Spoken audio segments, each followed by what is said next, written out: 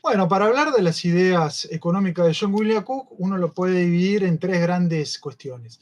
Por un lado, su conceptualización teórica que hace del tema.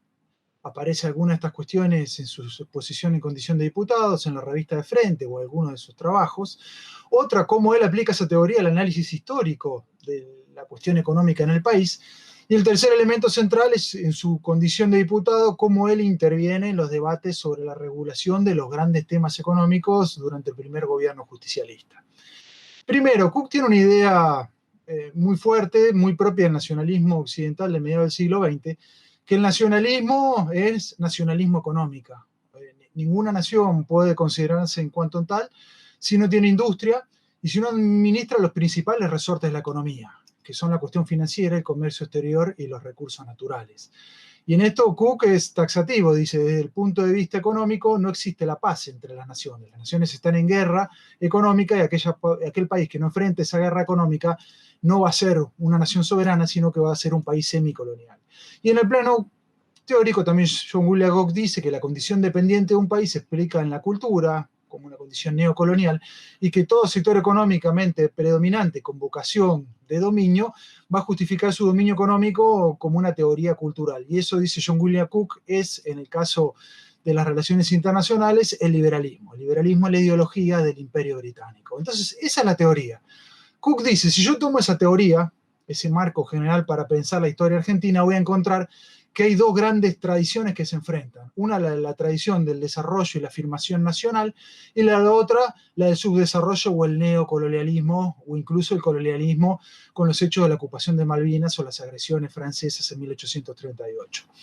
La nación y el imperialismo se enfrentan, y se enfrentan en proyectos concretos. Y dice John William Cook, hay una tradición de desarrollo económico nacional que empieza en Rosas, hizo ley de aduanas, que continúa Irigoyen, que si bien tenía en algunos límites, dice John William Cook, en su concepción de país, plantea de la mano de yacimientos petrolíferos fiscales YPF una afirmación nacional, o sea, dirigentes políticos que organizan un pueblo y que lo afirman ese pueblo en una condición que es central, que es la independencia económica. Entonces dice Rosas, con la ley de aduanas, la regulación del ingreso de mercaderías a nuestro país, Irigoyen con YPF, pero centralmente Perón con la planificación y las nacionalizaciones, afirman la soberanía política en su único y característico sentido en el siglo XX, que es la independencia económica y la industrialización.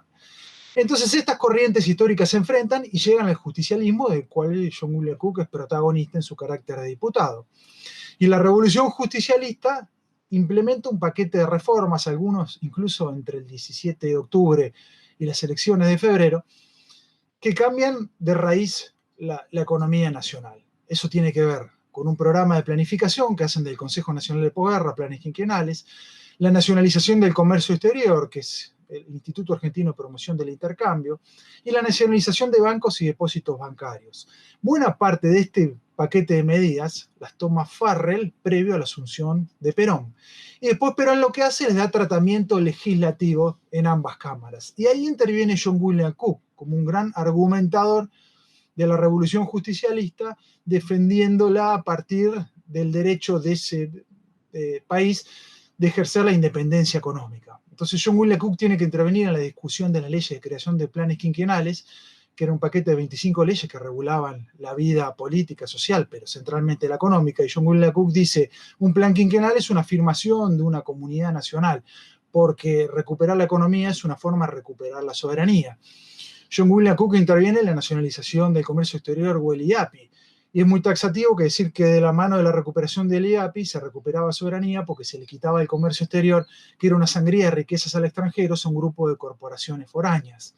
También John William Cook va a intervenir activamente en la nacionalización del Banco Central de la República Argentina. Ahí John William Cook hace un análisis histórico de cómo surge este banco con el capital privado a mediados de la década del 30, y la nacionalización de los depósitos bancarios, que no era una expropiación de depósitos, sino una utilización nacional del ahorro de los argentinos.